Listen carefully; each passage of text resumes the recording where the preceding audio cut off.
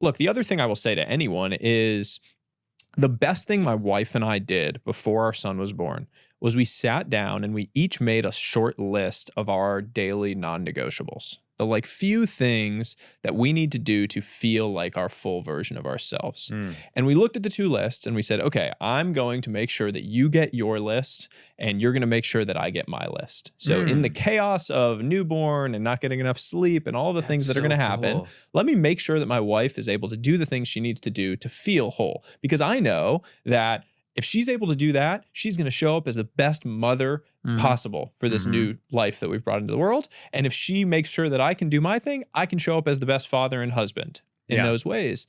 And it was enormously impactful, both for our relationship and then also for Yeah. my son's life of like what he was experiencing from his parent. My wife and I went through a similar uh, time frame in our life. We did everything wrong as a couple, and which is why I think the best relationships are the relationships that have sort of gone through everything that's meant to tear them apart, but they're somehow hopelessly not willing to give up on each other.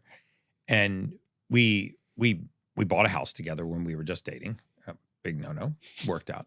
And then we started a business, right? Even before we were engaged, and we ended up getting engaged and married. But we started this business. And anybody that tells you you can start a business with your significant other and you can separate business from your personal life is absolutely lying to you.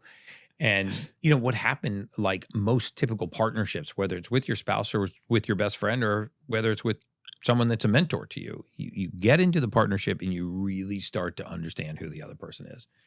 And we realized we were two vastly different people. I was the visionary, she was the integrator. And we read a book called Rocket Fuel. Super simple book, but it put this in very much in perspective, the same way that you're talking about respecting her non-negotiables and her respecting yours. I think that's such a great exercise for people. And when we understood that I was the visionary, she was the integrator, and neither of us were worth anything without the other. And the blessing was that we were so different, not that we were the same, because our business would have gone bankrupt if you just had two visionaries, and our business would have never been able to bring in, new ideas and customers if we were both integrators. So I think these little exercises, and you lay these out in the book too? Yeah. Yeah. Okay. I think these little exercises are so important. I'm going to put a link in the show notes.